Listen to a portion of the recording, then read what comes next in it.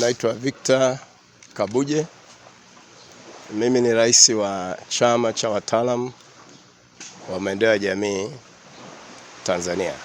Tuko hapa Mwanza kwa ajili ya mkutano wa maafisa maendeleo ya jamii Tanzania ambao utaanza tarehe 17 mpaka tarehe 19.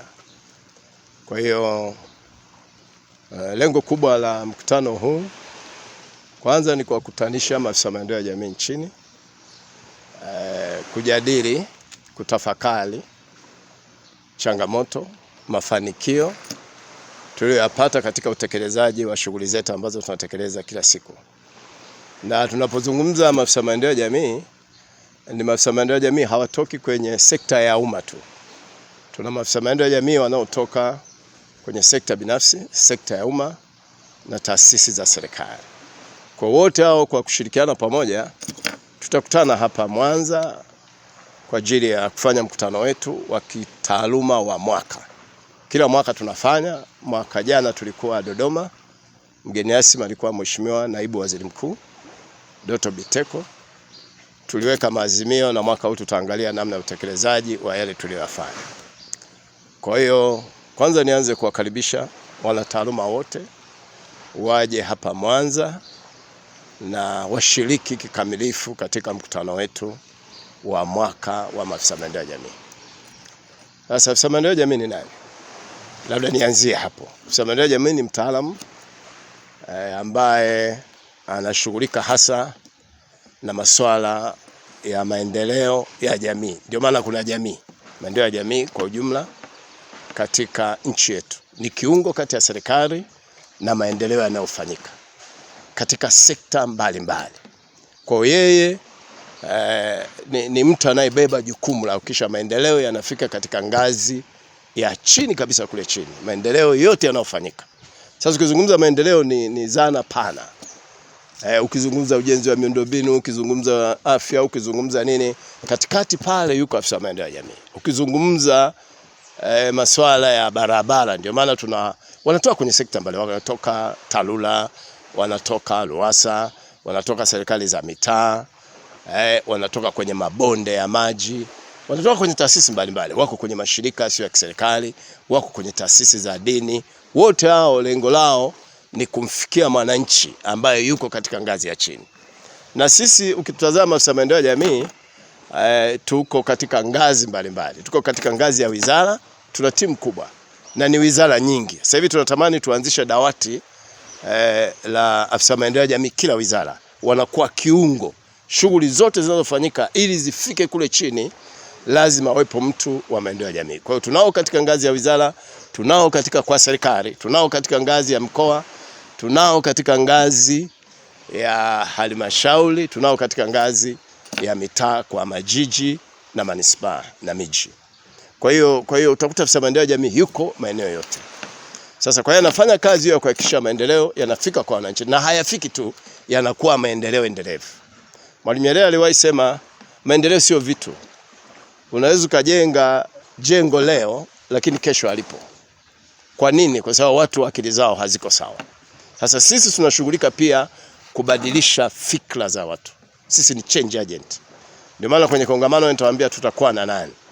Tutakuwa na watu gani ambao tutafanya nao kazi kwa siku hizi ambazo tutakuwepo hapa. Kwa na majukumu mengi afisa maendeleo ya jamii kama walivyoanza kusema watangulizi wangu. Moja kabisa yeye ni change agent. Ni mtu anayebadilisha fikra za watu. Leo ukiangalia mmomonyoko wa maadili ni mkubwa sana katika jamii. Ni mkubwa sana. Watu wanafanya vitu vya ajabu. Nani anatakiwa abadilishe watu hawa? Ni afisa maendeleo ya jamii ambaye ukimpa nafasi na akafanya kazi kama inayotakiwa, wananchi wanabadilika. Fikra zao zinabadilika. Lakini ya pili ni mtu anayesimamia kuhamasisha na kuhakikisha maendeleo yanafikiwa katika ngazi ya msingi na maendeleo yale yanakuwa maendeleo endelevu. Sasa hivi tuna dira ya taifa ambayo imewekwa. Nani mtekelezaji mkuu wa dira hii mpaka 2050? Ni afisa maendeleo ya jamii. Ukiangalia malengo yaliyomo mle kwenye dira yako mengi sana. Yale maendeleo ile dira itekelezwe, mtu anayeweza kuitafsiri, kwa sababu tunazungumza maendeleo ya mtu. Nani anafika kule chini? Anayeweza kuitafsiri dira kisahihi na kuhakikisha kule wananchi wamehamasika na wanajua serikali inaenda wapi, ni huyu mtu anaitwa afisa maendeleo ya jamii. Lakini shughuli nyingine ni kuhakikisha tunasimamia malezi na makuzi ya mtoto. Malezi na makuzi ya mtoto ni kazi zetu maafisa maendeleo ya jamii. Watoto sasa hivi ukienda mahali yamebadilika sana. Mnasikia vitendo vya ubakaji, mtoto ametupwa kwenye choo, mtoto amefanya nini, wengine wanapanda mabasi, unakuta amekaa kwenye lola amefika Dodoma. Nani anatakiwa azungumze juu ya malezi na makuzi ya mtoto? Ni afisa maendeleo ya jamii. Ndio maana sasa hivi tuna zile nani 5 ambazo mtoto anatakiwa akue. Apitie hizo ili akue. Sitaki nizungumze sana kwa sababu sitoi mada, lakini mtoto akichelewa miaka 8 huko mbele utakuta na matatizo mbalimbali, hatafundishika, hataeleweka. Kwa hiyo afisa maendeleo ya jamii anasimamia malezi na makuzi ya watoto. Lakini kazi yake nyingine anasimamia masuala ya ukatili wa kijinsia. Kwanza sio ukatili tu wa kijinsia, anasimamia masuala ya kijinsia katika program za maendeleo. Kwa hiyo kwamba masuala ya kijinsia yanawekwa kwenye program za maendeleo kwenye kila sekta. Hasa mimi nikizungumza masuala ya kijinsia ni mapana kidogo. Lakini tunataka unapozungumza masuala ya kijinsia watu wahakikishe kwamba tunatokomeza vitendo vya ukatili wa mtoto mwanamke. Sasa hivi tunazungumza wawili tu, mtoto na mwanamke. Na kuna mpango ambao tunasimamia ulioanzishwa na serikali unaitwa Mtakua. Ni mpango wa kuzuia ukatili wa mama na mtoto. Nani amebeba hiyo? Una timu ya watu wakubwa, lakini mara nyingi anayeratibu masuala ya hayo unakuta pale chini ni afisa maendeleo ya jamii. Tunazuia vitendo vya ukatili kwa wanawake. Wanawake ndio wanakatiliwa sana. Lakini sasa hivi niwaambie waandishi wa habari, wanaume pia wameanza kufanywa vitendo vya ukatili. Na tuna watu ambao tunashirikiana nao kwa karibu sana. Kwa hiyo na waandishi wa habari hapa, kama umepigwa na mke wako, unaripoti kwetu. Unaripoti kwa afisa ustawi, unaripoti kwenye dawati la polisi. Tuna kesi sasa hivi tunasikia kuna chama kinaanzishwa cha wanaume kutetea haki za wanaume kwa sababu wenyewe wameanza kufanywa ukatili. Lakini sehemu kubwa ukatili mkubwa unafanyika kwa wanawake, unafanyika kwa watoto. Sasa sisi kama afisa maendeleo ya jamii tunahakikisha tunatoa elimu, watu waachane na vitendo vya ukatili. Lakini kazi nyingine ambayo tunafanya maafisa maendeleo ya jamii, tunafanya kazi ya kuratibu mashirika yasiyo ya kiserikali.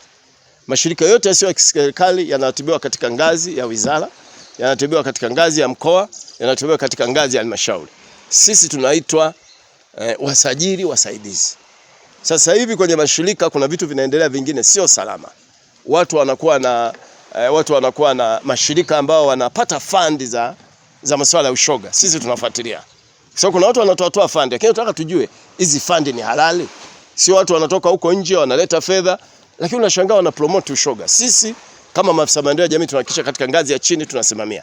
Sio hiyo tu, tunasimamia masuala ya kupambana na madawa ya kulevya. Leo vijana wengi wanatumia madawa ya kulevya.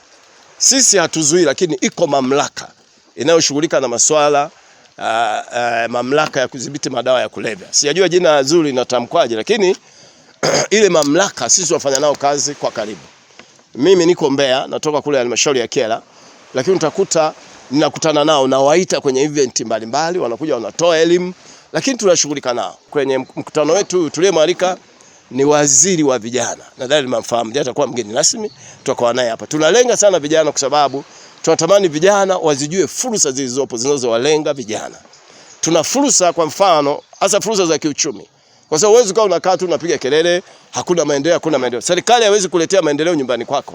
Sisi tunakupa fursa ukafanya shughuli zako. Yanajengwa mazingira ambayo yanaleta fursa za kimaendeleo. Na tunapozungumza fursa za kimaendeleo, huwezi kuwa na maendeleo kama hakuna amani. Tunahamasisha amani nchini.